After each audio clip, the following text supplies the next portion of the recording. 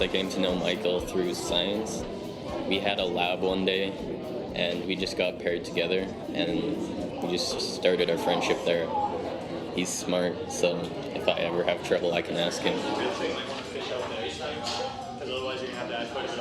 And I have several friends who are all different cultures, and we can talk about it, and they don't pressure me, or I don't pressure them into being that culture. Myself personally, I'm Christian, and even being pretty good friends with Michael, I've never been pressured into becoming Buddhist.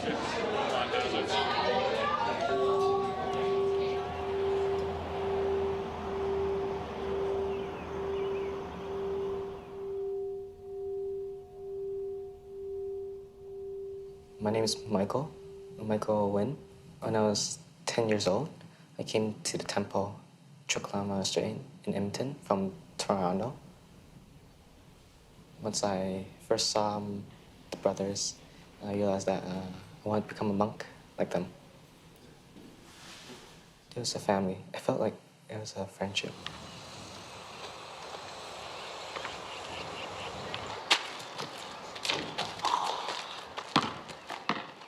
Now I'm already a monk, just still in training to become an official monk.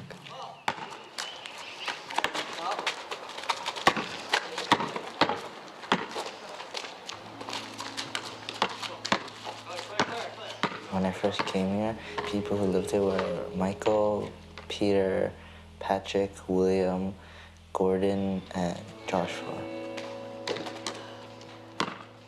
My friendship with Michael is very tight to the point where I believe we can be called brothers, because if we need help, we'll help each other. We are always there for each other. We always got each other's backs.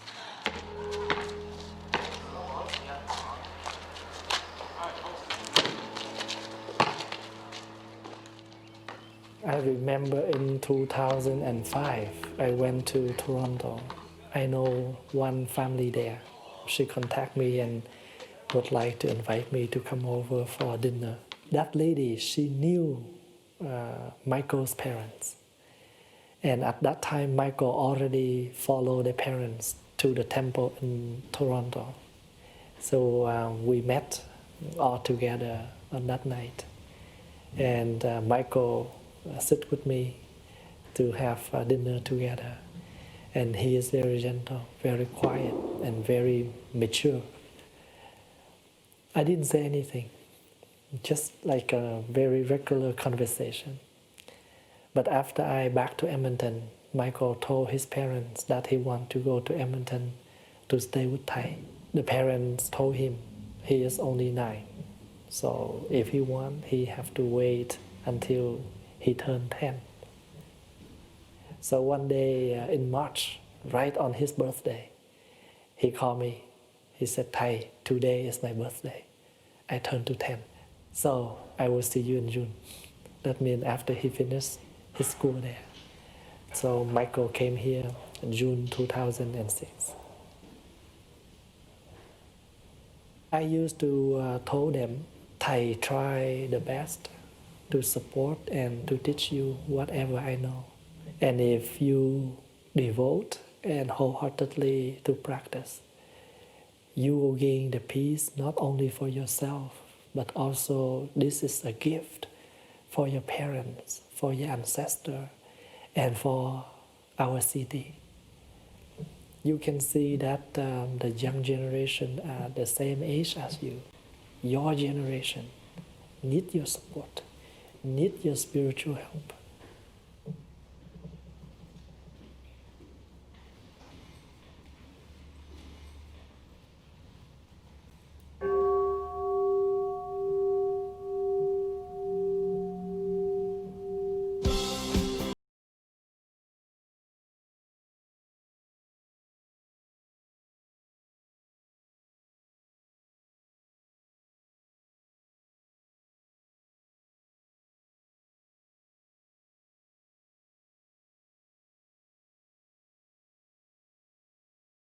Which is grade 11 art. I didn't know a lot about Michael. I knew he was living as a monk in training, but other than that, I had no background. So I'm getting to know Michael this year. There's more going on in Michael than I've had the opportunity to know yet. So I'm interested to watch his process as an artist. When I discuss lesson plans, I'm always worried that, are they understanding? And when I go through one-on-one with the students after I've done my spiel at the beginning of the class to make sure everyone's on track. And I never have to refrain from Michael.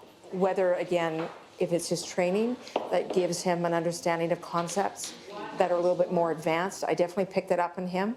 When I talk about like the metaphorical textures or shapes or transitions, that is a language he's familiar with. So he has a stronger inner conversation, if that makes sense. He knows more about himself than a lot of 15 or 16-year-olds do. He's not distracted by any of the other stuff that goes on in the room, whereas the other students, depending on the student, can be distracted at a whim and be off task or chatting with their friends. He is 100% committed when he's in your room to the task at hand.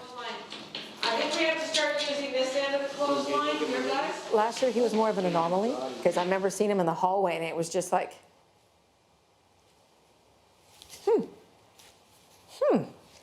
and then asking, staff, that young man who's dressed like a monk, what's going on? But this year he's Michael.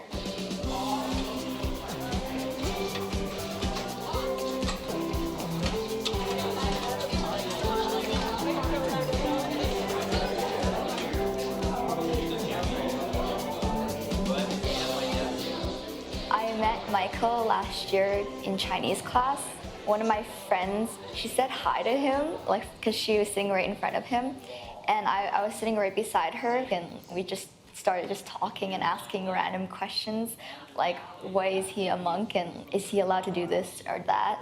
We were just curious if it's hard to not marry, or if it's hard to, if you want like a cell phone or something, like you have to restrain yourself, or he was very calm and very nice and actually explained the full depth of why he can't marry or why he can't have a job. We're a civic nation and we coalesce around what? Laws. He can't marry because monks are supposed to take care of other people, and if they marry, they have to take care of their family because family goes first before anyone else. Knowing he can't have relationships or have a girlfriend or a boyfriend, I just feel like I'm comfortable with him and he's comfortable with me because there's no feelings there,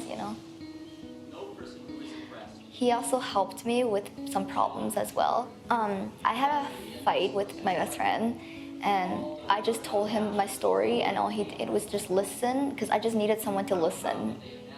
And then he also listened to my best friend's side of the story too, and he tried to kind of rekindle the friendship, I guess. His religion used to be our religion, so we kind of still trust him and tell him our story, since we kind of feel the connection, because I used to be Buddhist, and my best friend used to be Buddhist too. But now she's Christian, and I'm atheist. So I feel like that I can still kind of talk to him, It's high school, so there's a lot of drama, but to him, I think he just brings peace around the people that he's with sometimes. Whenever I'm angry or just having a bad day, when I'm near him or with talking to him, just makes me cool down, and I don't know, it's just his presence just makes me all happy and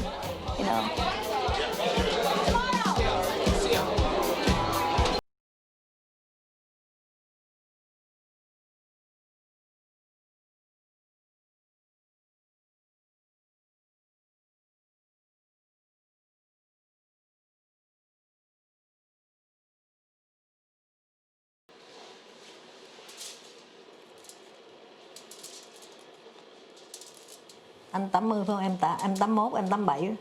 Actually, I came to Canada in 1981. Yeah, and then we met together in Vietnamese community in Toronto. Yeah, me and him get married in 1990. Yeah, after 6 years, I give birth Michael. After a few years, 5, 6 years. Yeah, 6 years, yeah. Yeah, at that time, he came to Canada behind me a couple of years, 7, 8 years. Yeah. But still, the life there very difficult, miserable under communism. Yeah. So that's why you see a lot of people, both I people scared. mention both people. Yeah. But beside that, a lot of Yeah. people die too. So that's why we're looking for the way to get the freedom. Yeah, ông hay làm Yeah, việc cộng the đồng. same my husband. Yeah, I go to by bus. And a lot of people pass away in the stores. They mean die on in the the sea. street. Yeah. My boss, small boss, a lot of people. Yeah, How many people there? 98 people. Yeah, some people sick, some people cướp biển là sao? Pirate, right? Pirate, yeah. Take a young woman, yeah. It take some people die. Wasn't I scared a lot people.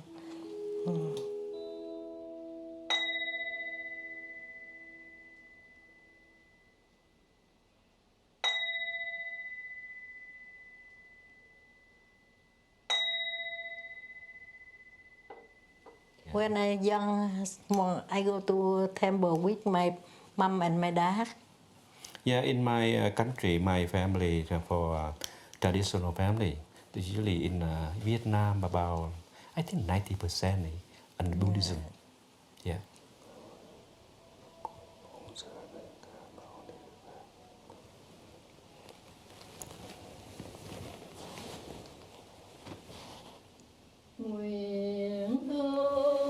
When we were there in Toronto, we go in the temple every week. Every Sunday. And Michael, we go together with us. When he was 5 years old. He loved temple. Yeah. We chanting in the temple usually 1 hour, right? 1 hour, 1.5, a long time. He's still sick, very quiet. But besides some children, they already run around. But same age with him. Yeah.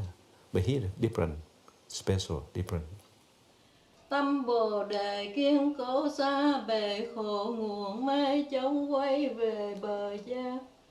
You asked me about why they came to Calgary. That's why the first thing closer with the Chùa. That means the Buddha and Dharma and Sangha. Yeah. Đấng Pháp Vương vô thượng ba cõi chẳng ai bằng, thầy dạy khắp trời người, cha lành chúng bốn loài. Quy y tròn một niệm, dứt sạch nghiệp ba kỳ, xưng dương cùng tán thán, ức kiếp không cùng tận. So we need live very close as possible to Chùa. That everybody, every beauty need it. And besides that, we have Michael very close to us. Yeah.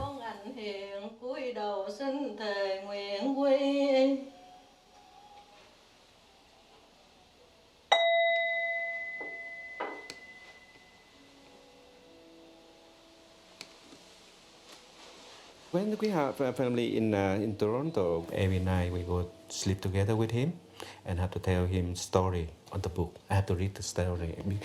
Lie down side by side with him, and we sleep. Yeah, sleep together. One small bed like that.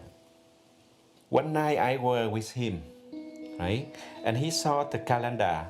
So you see some small novice on the calendar. The small brother, a little bit smaller, but no hair there, right? And she said, "Oh, Daddy, one day I would like to become like that. That means no hair, right? And I wear the different suit from in the temple, like that. Yellow. I would like to get the yellow robe, right? The yellow robe, like you, Thầy. Yeah. Okay, one day because you're not small, not 10 years old yet. Only met with Thầy Pháp Hòa only one time in Toronto, but Michael already have sympathy with Thầy right after that. Yeah, maybe the part in the life before. Both of them, both Thầy and Michael, they met already before. Yeah, that follow in my religion. It's mentioned about that. He loved Pháp Hòa. He said, "Mommy, I want to go to temple, Edmonton, Mommy." He would like, every day. He would enjoy with the Thầy, right? Yeah, he tell every day, yeah. But the first time I ride. She ride every night for that time.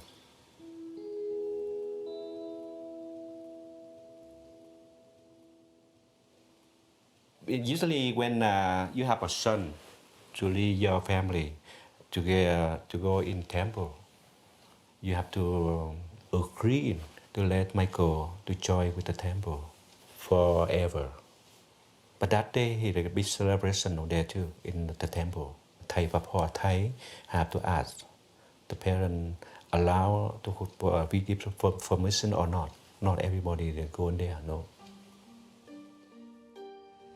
On July 6, 2006, there was a big, huge ceremony for me and Thầy Pháp Hòa. The Grand Master, he passed down the role of abbot to Thầy Pháp Hòa, and I also became a novice on that day.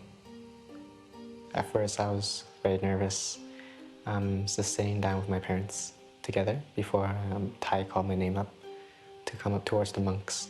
And there were a lot of people, maybe hundreds of Vietnamese practitioners. And there's many monks from other places around the world. They asked me questions on like, what are the 3 reasons of you why to become a monk? I told them that the first reason I want to become vegetarian.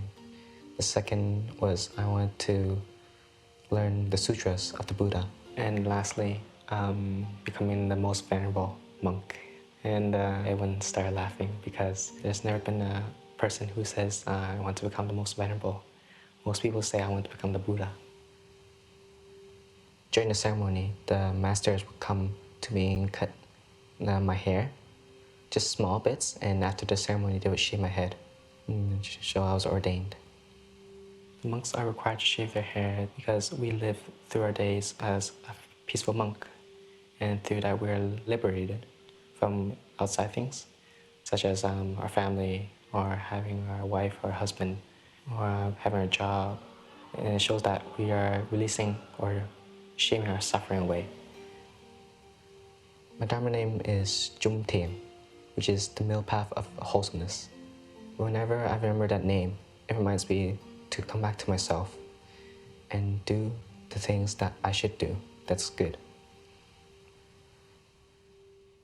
Yeah, I feel I'm very happy. Yeah, because Michael love everyone. Yeah, yeah. I'm very happy. Actually, she didn't mention about that. When the Michael left us in Toronto, the first week we upset too because my son. Yeah.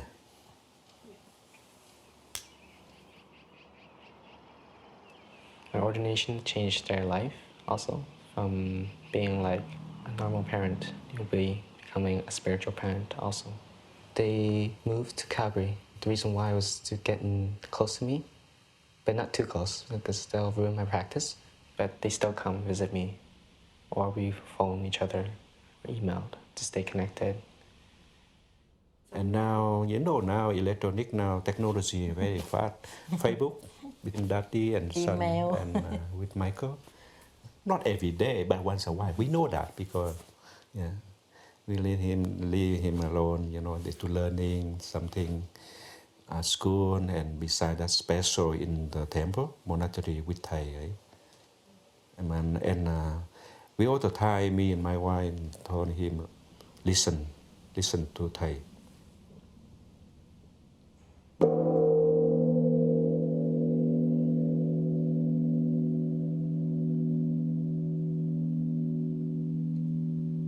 Ba nghiệp lắng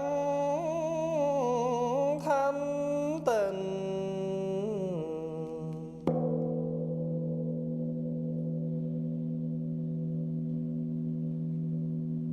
gợi lòng theo tiếng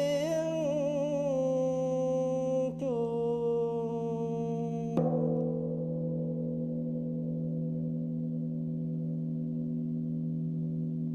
Nguyện người nghe tình thức vượt thoát nẻo đau buồn.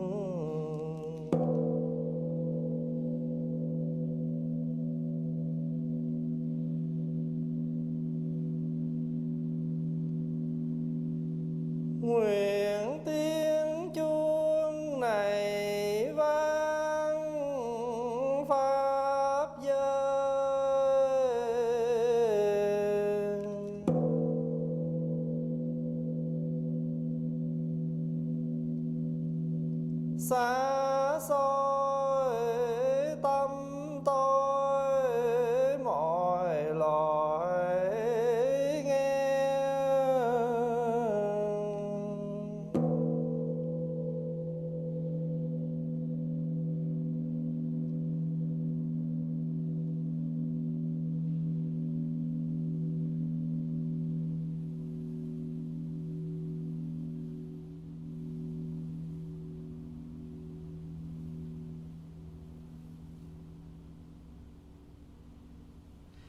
First time when I was meditating, I was thinking about other things in my mind, not focusing breathing in and breathing out.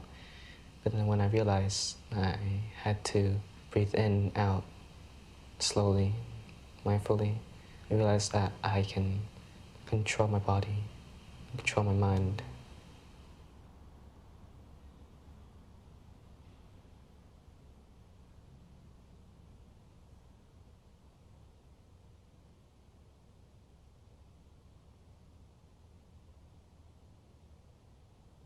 I don't think about anything else, just breathing. But then if I do, I recognize it and I just let it go.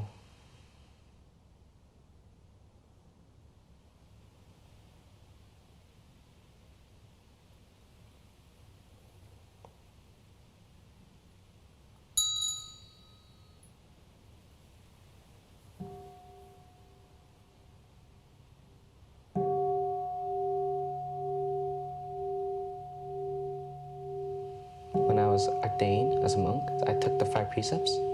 The first 5 for everyone that are practicing as Buddhists is the first one's not to kill living things or in our minds, such as bullying others physically or mentally.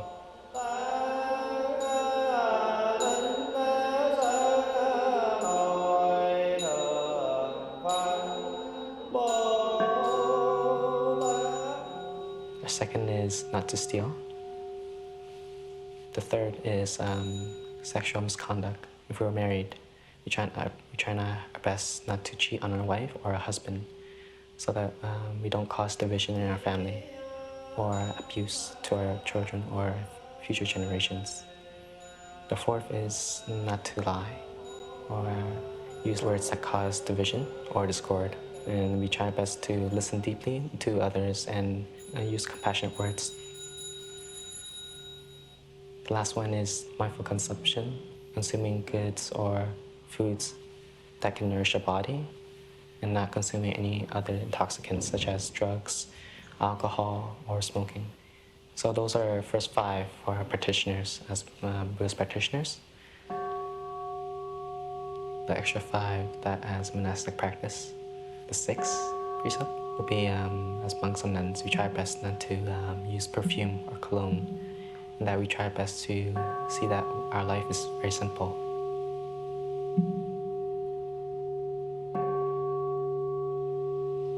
The 7th precept is try our best not to be engaged with too much technology or entertainment such as magazines, TV shows, or books. We need to try our best to look for something that gives us a learning opportunity.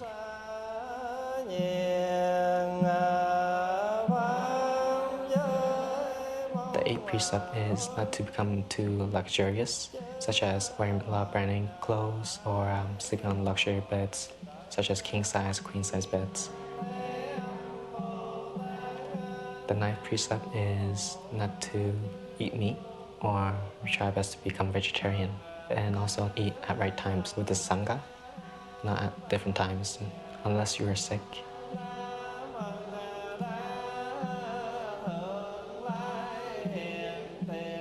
10th precept is not to hold any money.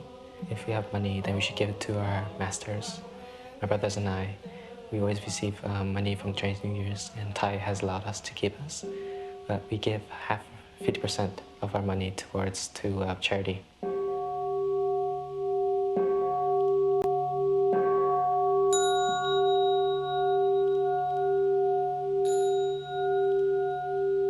And so those are the extra 5 precepts that as a monk I practice.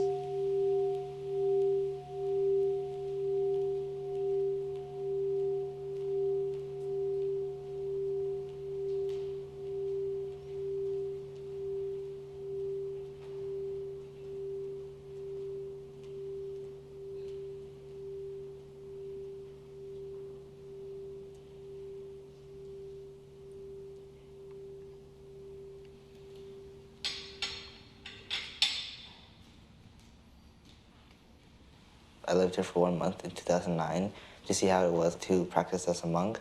So I liked it, so then I asked to stay. So in 2011, I came to live and practice as a practitioner. when I came here, it was a bit harder for me because back in Toronto, I wouldn't do that much work. I would just go home and do my homework and play around. But over here, when I'm practicing, I practice every second of my life. So maybe if it's mindful eating or mindful washing or mindful working, it was a bit hard for me to get used to it at first, but then eventually I got used to it, which was very peaceful for me and very convenient for me in my daily life. Back in Toronto, my mom would have to work overtime just to earn a bit more money. So she'd work from 2 in the afternoon until 12 o'clock at night. So I only see my mom every morning before I go to school. So then, except for the weekends, so it's a bit lonely for me because I do nothing at home really, just watch TV. But over here, I can spend time with Brother Michael. We have fun together. We do a lot of activities. It's more fun than Toronto for me.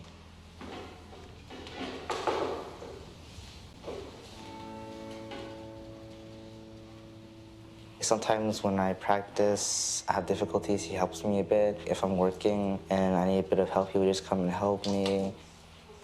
I always look up to him. When he's doing work, I try to do the same thing as him because everywhere he goes, people are very happy to see him. He does everything mindfully and very good.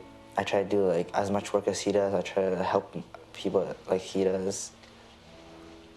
I want to be try to be like him, kind of.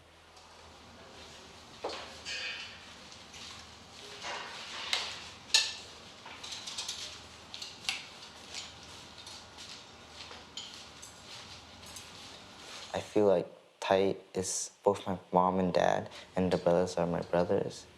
I see that because Thai, he takes care of me in all areas, the practice for my health, everything. And I think I see my brothers as my brothers, close brothers, because they help me with my work, my homework, and they support me on my practice.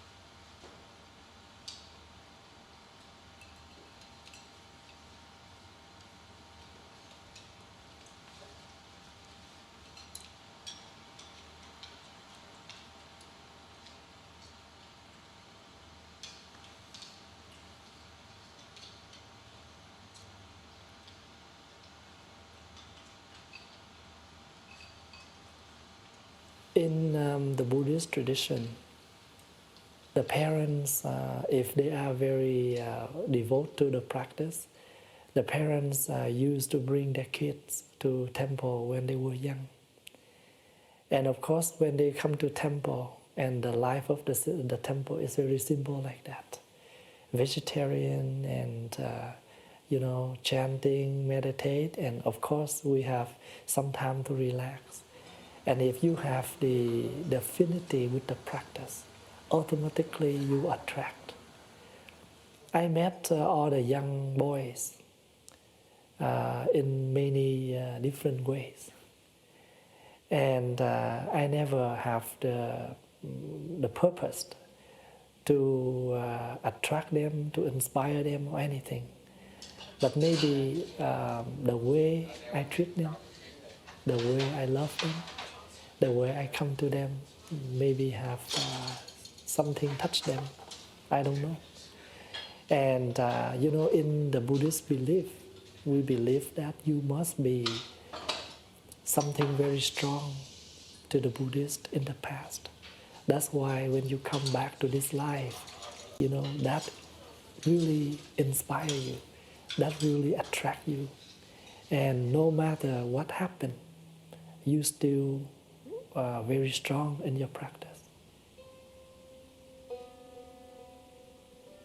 The lotus is very important in Buddhism because the lotus is the flower that grown in the mud.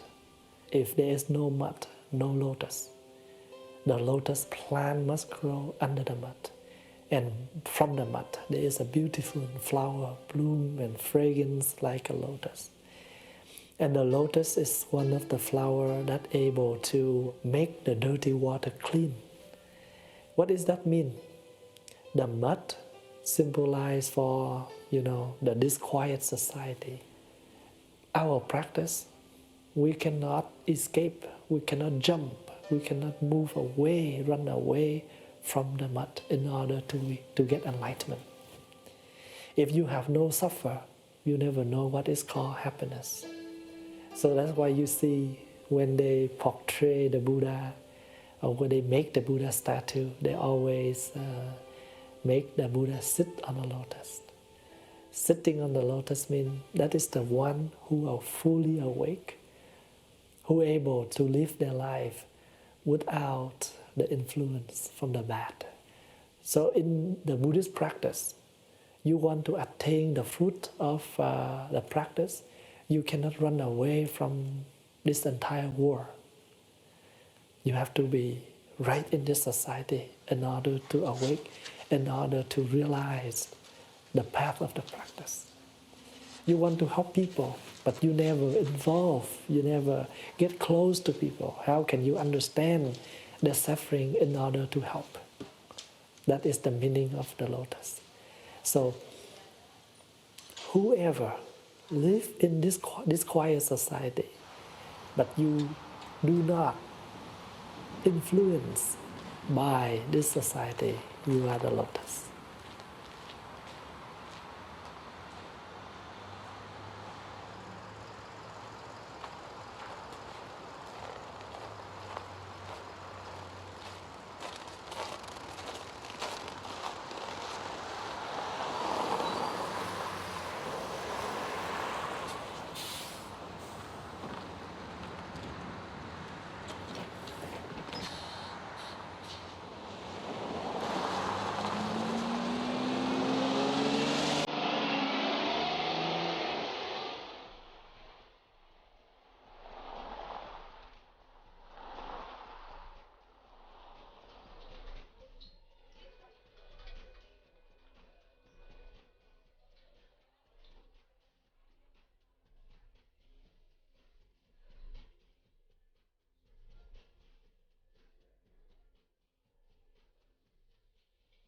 Multiculturalism, by the way, last year was declared by the leaders of France, Germany, and England to have been a failure in their countries. Did you hear that? That's a pretty radical thing. In England, in France, and in Germany. I play the role of devil's advocate as a teacher, and I throw controversial things out and in the beginning to see if anybody's awake and listening and if they got that. And so my premise is that Canada will fail, or that's my conclusion rather, that Canada will fail. Building it, designing it, through law. This is a grand experiment, the global village, to come to Canada and to grow roots here, roots that were planted long ago in some ancient place on the far side of the world, and that people come and transplant those roots here and grow those cultures here, so that we end up with a multicultural society. And so my argument to my students is that this is unlikely to succeed, that the ancient animosities, the ancient divisions will rear their ugly heads here, and that we'll end up dividing the country, and ultimately the Canadian experiment will fail. And I'm looking for challengers. People are tied to the land, to ethnicity. In our classrooms, and it's true here, are the children of all the world's troubles. What we have at McNally, we're sort of a middle-class kind of school, so we don't have that many very fresh immigrants, but there are schools in the city that have much larger populations of very fresh immigrants to the country who came as refugees oftentimes and are looking to settle and to make a new life here. We have an opportunity to locate on our sameness, to locate on empathy, to locate on our humanity, and to look at the world's problems not through an Asian lens or through an African lens or through a Eurasian lens, but to look at it from the humanist point of view.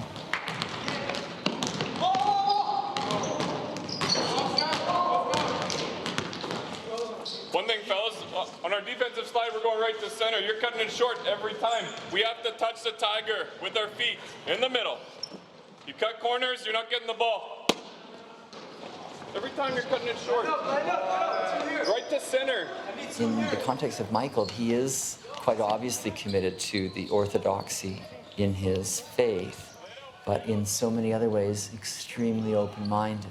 He doesn't present as a closed-minded person. And that, in contrast to some others who may have a particular, can I say, theological or philosophical orthodoxy, Michael presents as a respectful person with an orthodox position, but also with a very, very open and fluid mind, a mind that's willing to go into some of the very odd places that I ask them to go.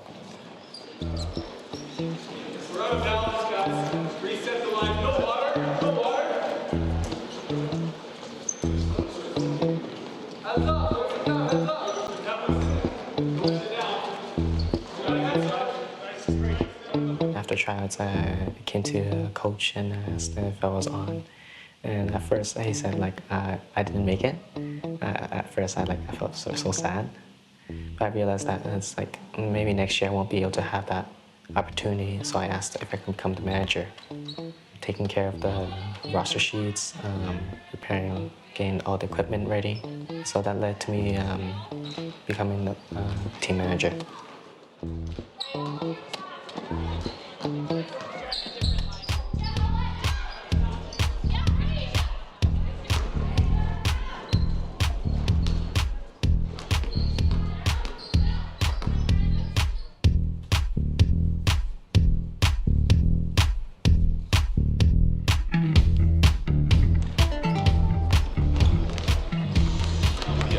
Because I believe you can close out those shots. Handing out in the second half, we'll work on 4 out.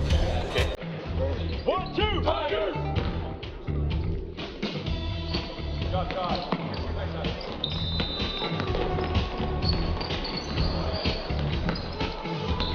Yeah, wait for it,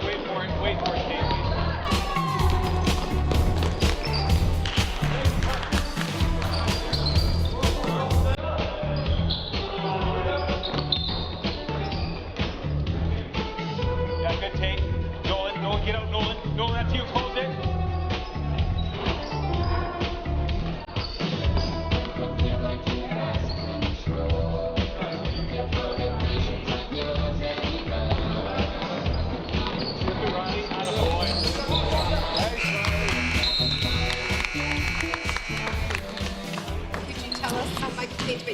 Well, through tryouts, Michael was one of the last players that we identified as somebody we would cut for the team. What ended up happening was Michael approached the head coach, Mr. Bondar, and asked if he could manage the team. Totally dedicated. We were shorthanded a few times in practice, and he stepped in there, learned all of our plays, even as a non-member of the team. Learned all our plays, ran with the boys. Next thing we knew, we felt that just that dedication to the team was worth a spot on the team, and he's worked himself into a fairly regular spot in the rotation of the boys. Now that he's playing with you, up to the bar? Yeah, and a really big spike in his ability. So he's gone from, and mostly due to confidence. So a confident player who's feeling good about knowing where to be on the floor, and the rest will come from there.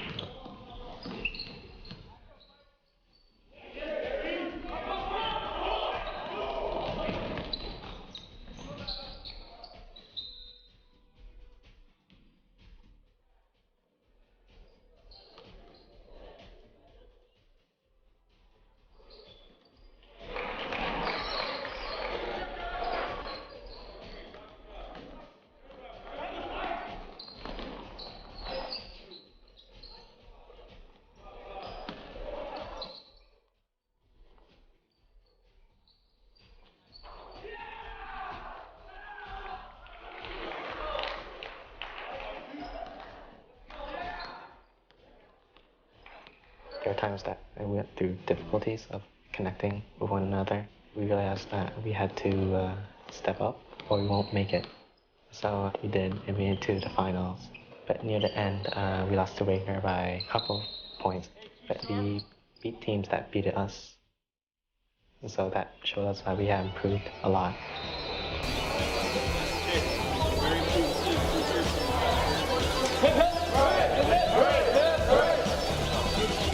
We tried our best, and that's what gave us our result.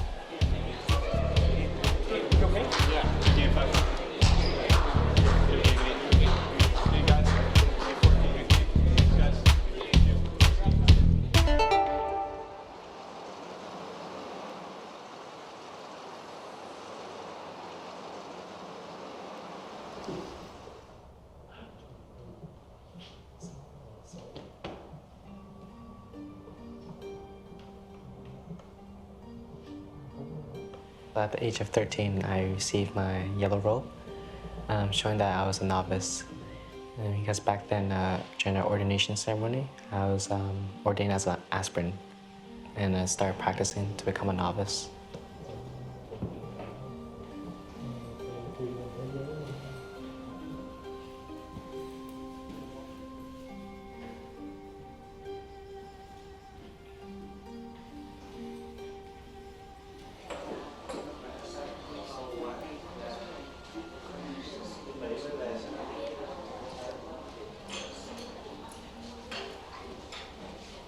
During the ceremony, when I received my yellow robe, I felt I had to be confident of myself because I'm growing up, taking another big step as a monastic.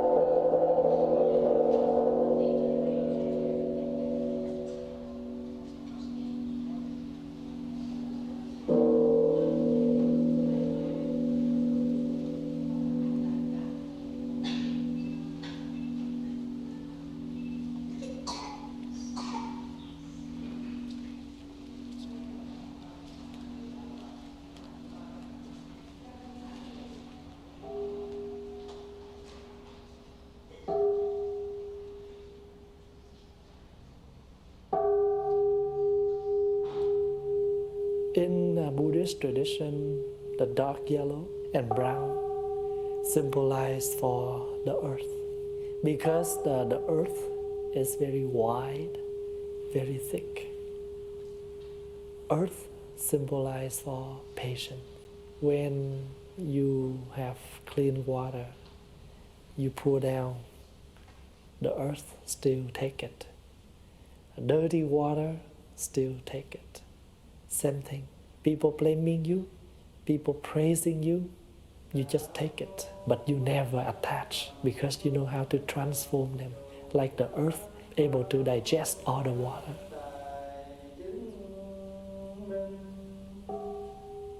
So a monk, when we put on the robe, it reminds us to learn, be strong, be patient, be solid like the earth.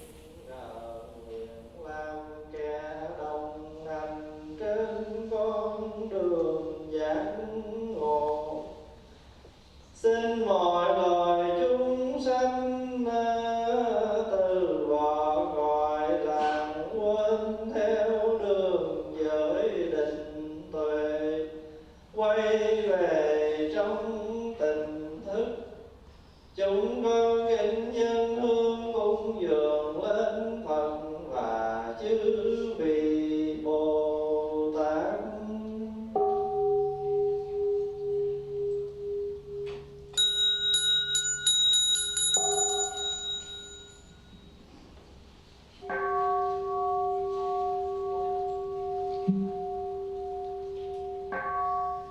In your life as a monastic, you had to help your Thai or your master doing simple things such as taking phone calls, leading chanting sessions, and taking care of the Friday meditation class.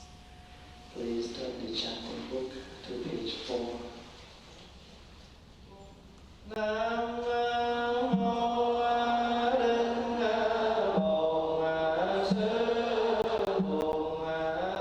If ever I'm struggling, I ask my brother to give me advice on how I can overcome that situation or problem. But then I usually think about the situation and try to solve it myself.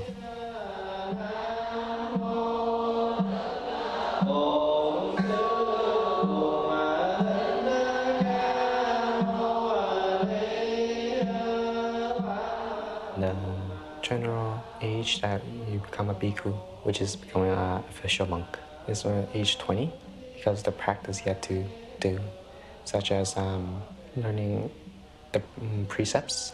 They become more detailed, but they still branch out from the 10 precepts. And also learning how to lead retreats and then instructing novices in the future. And that's kind of a huge responsibility for a bhikkhu or as a monk. Đi lên núi mua những cái nhà trên núi, tại vì họ nghĩ là lúc đó nước mới dâng lên, rồi leo ra ở chắc an toàn. Ever since I entered this monastery, became as a novice, I started studying books about the Buddha, how the story behind how Buddhism started and how it reached towards many different cultures. What Thai has told my brothers and I, that we need to spread the Buddhism around the Western side, because many Westerners, they don't see Buddhism a lot. And so we try our best to reach from Eastern religion towards Western religion. 15, 16, 17 rồi đủ nó có chuyện gì các vị không kịp. Đó, thành thử ra nói như vậy cho đại chúng, tất cả chúng ta những người Phật tử ở đây phải vững tâm. My first ceremony when I was ordained as a novice was a funeral service in Edmonton for our family. I'd never been through a funeral service before when I was little, so it would be my first time also as ordained as a novice, and also as first time in my life to see someone passed away. It was very sad, scary, because you see the body. But then once I overcame that, it got used to me, so I usually help Thai, help them chanting. The hall is important to the community because some of the lay members lost their family and friends. And they asked Master to do funerals for them and help them to come back to themselves.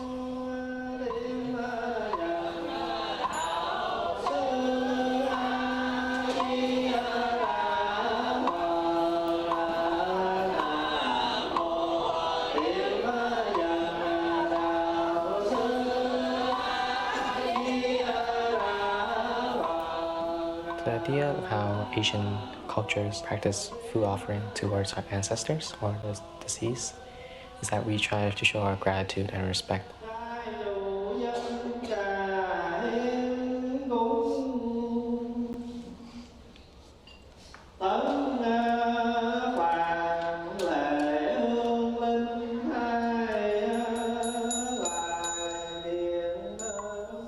In Asian tradition, the ancestor is part of the important part in our life, because without the ancestor, the parents, we are not here.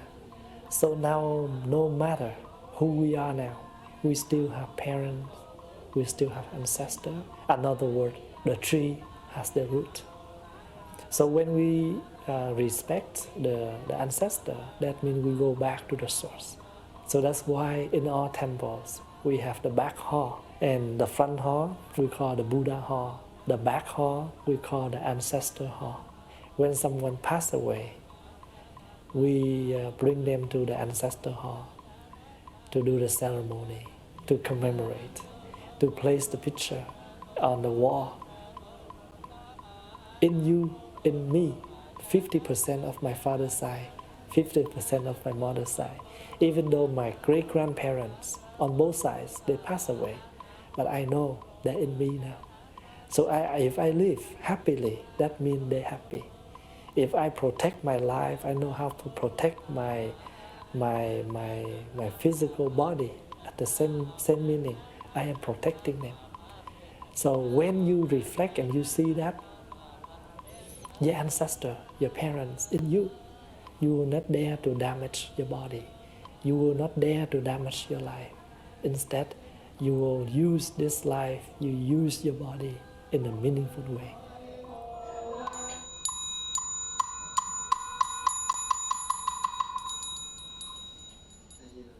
When I received a news that one of the members in the Westerner Sangha in the hospital, I went to see him on that day. After a few days, he passed away. And one day I practiced walking meditation during the snowfall.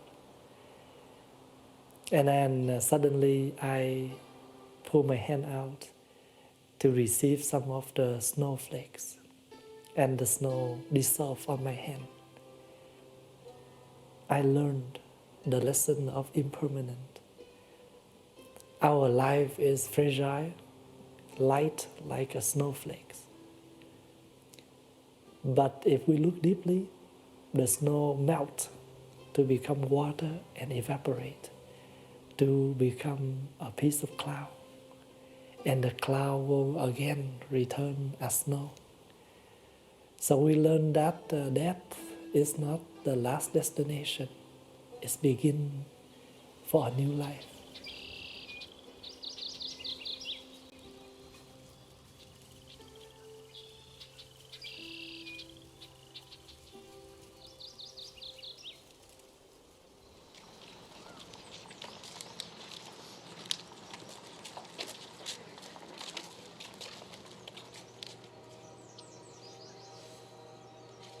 In retreats, usually some people are very shy, but you need to get them involved so that they can feel comfortable where they are.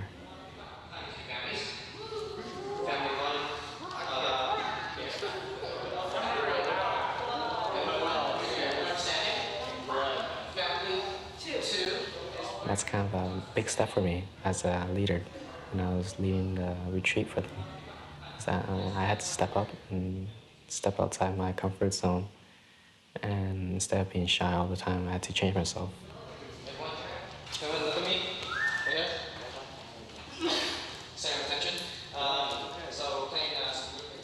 Michael has been taking more responsibilities. When he first came, he was really shy and really quiet, but as the years went on, I think he got more comfortable with his brothers and with his practice, and he's become very caring and responsible and more outgoing to everyone. Okay, so telephone trades, it's kind of like charades and telephone combined. What happens is when it's your family's turn, your family will leave the room, and all the other families will decide when you guys will be acting out. I like to come to the retreats because we learn a lot about meditation and mindfulness, and we learn how to live together peacefully and in harmony. And I think it's really nice that I can practice that because it's kind of hard to do that by yourself at home. So it's nice to come here.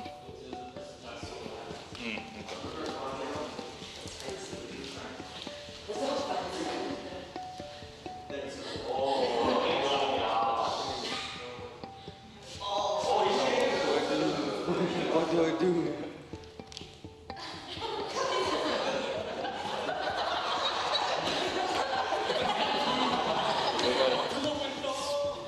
Skating or something? I don't know.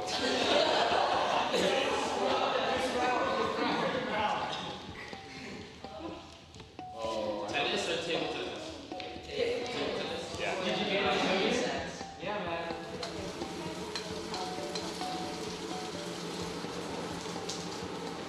My mom actually tells us a lot of Dharma stories, so Buddhist stories, and I find that like each story she tells us has a lesson. And then so she's been telling us several stories like since we were little all the time. I just take that lesson and then just like utilize it in everyday life. And so they're like Buddhist teaching. Coming from an Asian background, especially since my parents are from Vietnam, like their struggle to come to America was, it was difficult, and they find it like that America's full of opportunities and that their children should utilize it. So it's like you have that pressure where you have to either be like a doctor or a lawyer, or, something big.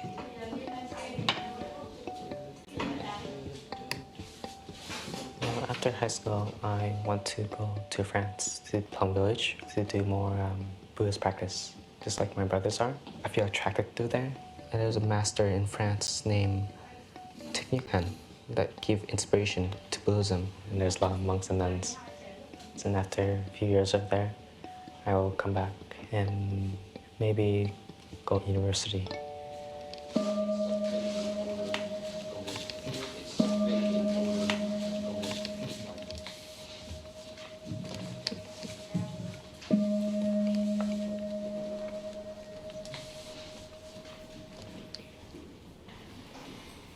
Comparing Michael and the novices to my friends, there's a great difference.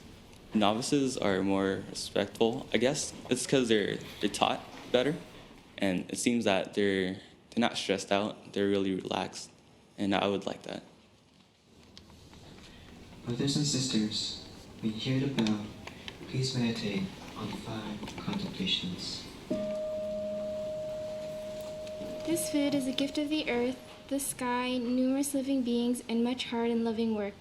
May we eat with mindfulness and gratitude so as to be worthy to receive this food.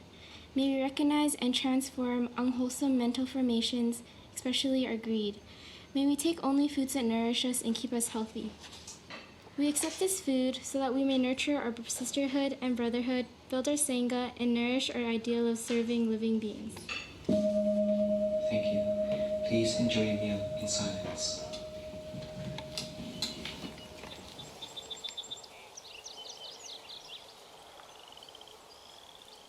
Not everyone has the mind of or the feeling of compassion or the understanding of one another or being aware around your surroundings. Most people in the modern day worlds aren't always fit to practice the traditional way, but we have to be flexible of practicing Buddhism in a new way. I really find that being first generation in Canada, that coming into the religion is a little difficult because of all the other influences of other cultures and things like that. And I find that I'm really lucky to be able to have found this retreat and this community, because if I hadn't, then I really don't think that I would have been as involved in the practice as I am now. I find it as a way of life, so just like little tasks, I've tried to be very mindful about it, but my parents take it very traditionally, so they do a lot of sitting down for a long time and chanting and a lot of rituals and incense and stuff like that, but I kind of use the religion to influence my everyday life.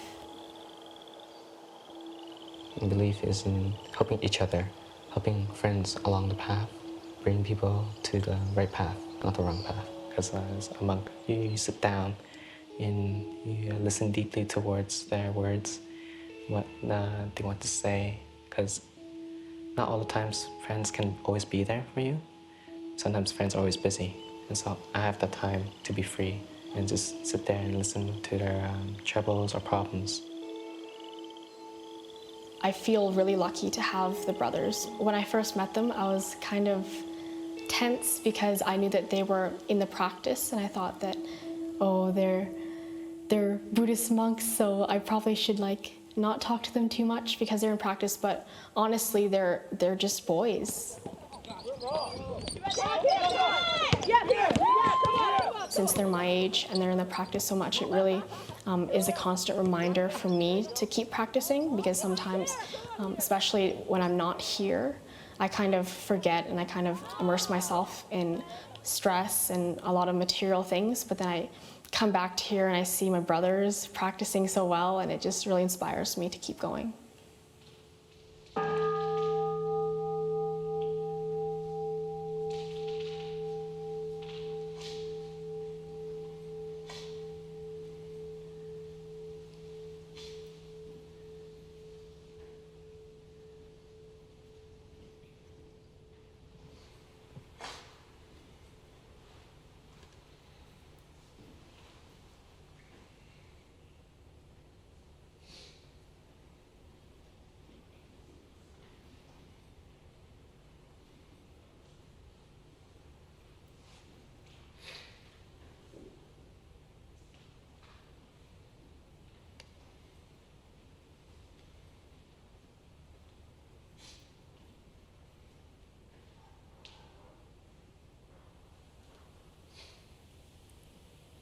Please find yourself a comfortable posture.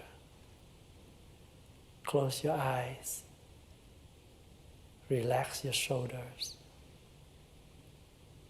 Relax your hands and your body. Do not think about the past or worry for the future. Just follow your breath. When you're breathing in, you know that you are breathing in. When you're breathing out, you know that you are breathing out. Nothing as valuable as the present moment, as your breath. Breathing in, you calm your body. Breathing out, you calm your mind.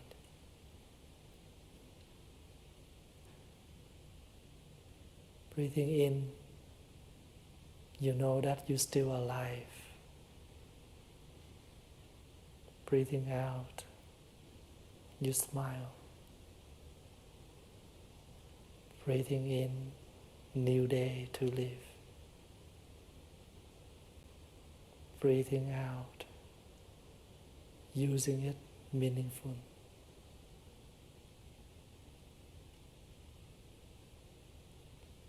Breathing in,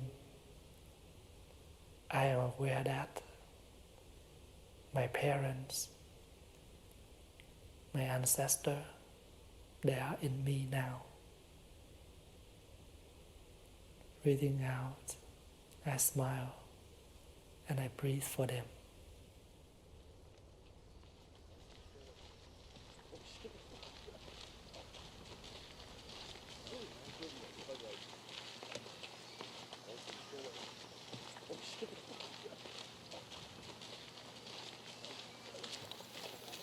Lord Buddha, I practice to be in touch with you as I touch the earth.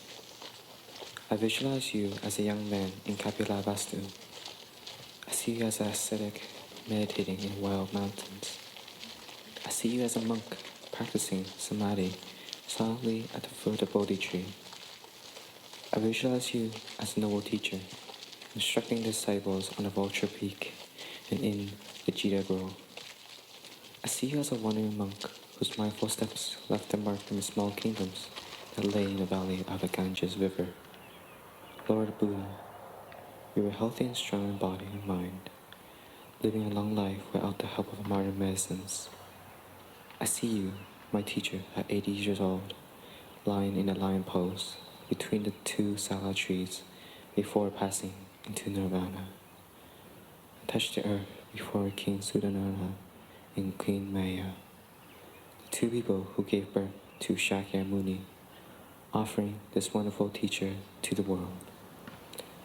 Shakyamuni Buddha, with body, speech, and mind united, I touch the earth in sincere gratitude to you, my root teacher, who manifested on this earth.